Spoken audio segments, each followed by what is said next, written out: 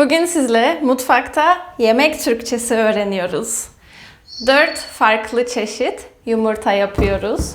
Omlet, göz, rafadan ve çılbır. Kelime öğreniyoruz ve doğal Türkçe konuşuyoruz ama basit Türkçe kullanıyoruz. Basit ama doğal Türkçe. Mutfaktayız ve yumurta yapmak için hazırız. Yumurta çok lezzetli ve çok sağlıklı bir şey. Ben yumurtayı çok seviyorum. Yumurta yapmak çok basit ve çok pratik.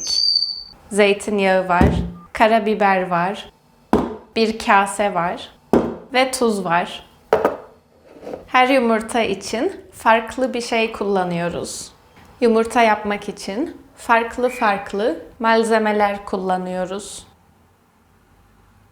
Malzemelerimiz burada. Bugün mutfakta bunları kullanıyoruz. Omlet için yumurtayı kaseye kırıyorum. Sonra kasenin içinde yumurtayı çırpıyorum. Kasenin içinde yumurtayı çatalla çırpıyorum. İçine biraz tuz, biraz da karabiber koyuyorum. Yumurtam hazır. Şimdi tavaya zeytinyağı koyuyorum.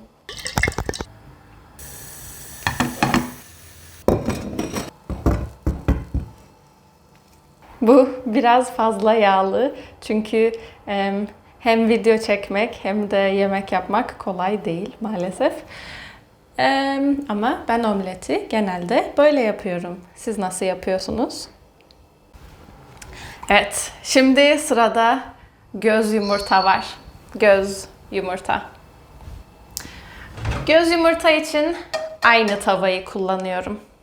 Çünkü bu tavada yağ var ve bence bu kadar yağ yeterli. Biraz önce çok fazla yağ vardı. Çok yağ kullandım ama bence normalde bu kadar tava değil. Bu kadar yağ yeterli. Göz yumurta için yumurtayı direkt tavaya kırıyorum. Kaseye değil, tavaya kırıyorum. Kasenin içine kırmıyorum. Yumurtayı tavaya kırıyorum.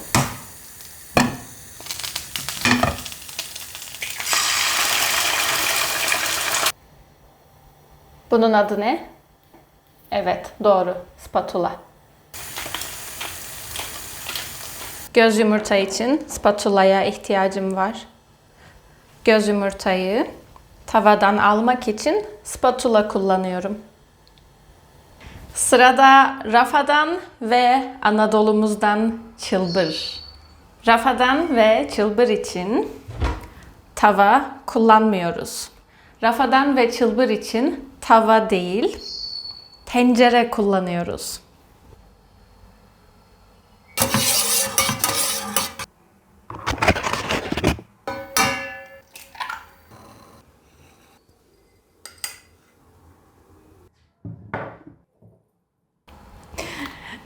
Yavaş yavaş yemek kanalı oluyorum.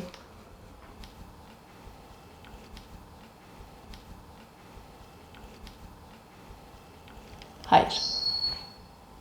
Belki. Kim yemek kanalı istiyor?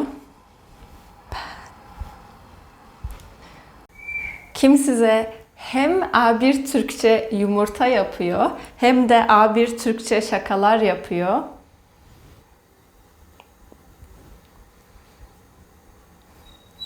Bence.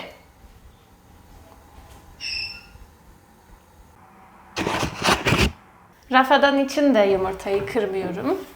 Direkt tencerenin içine atıyorum.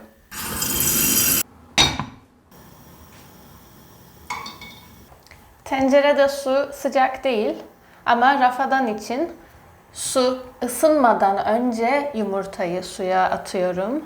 Sonra da bekliyorum.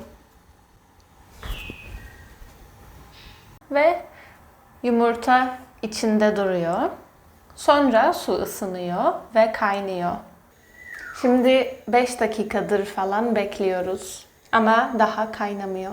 Hala kaynamıyor. Şimdi de kaynamıyor. Şimdi de kaynamıyor. Şimdi 7 dakikadır bekliyoruz. Şimdi çok az kaynıyor. Çok yavaş kaynıyor.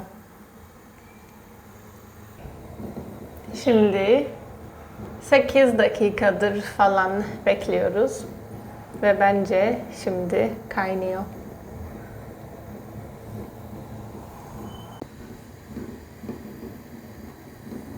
Yumurta 10 dakikadır tencerenin içinde. Ben de yarım saattir mutfaktayım. Siz kaç dakikadır YouTube'dasınız? Kaç dakikadır bu videoyu izliyorsunuz?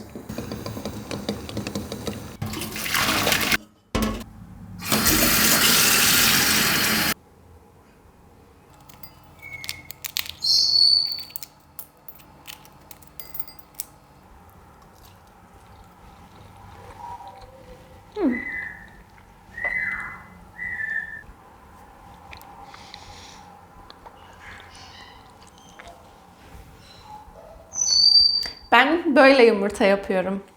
Ben yumurtayı çok seviyorum. Bence yumurta çok lezzetli ve çok sağlıklı. Biz Türkler kahvaltıda çoğunlukla yumurta yiyoruz.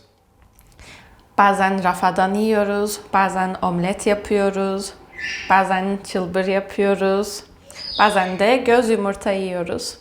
Siz de kahvaltıda yumurta yiyor musunuz? Yumurta seviyor musunuz? Sizce yumurta sağlıklı mı? Sizce yumurta lezzetli mi? Yorumlara yazın. Ben yorumları okuyorum. Teşekkür ederim.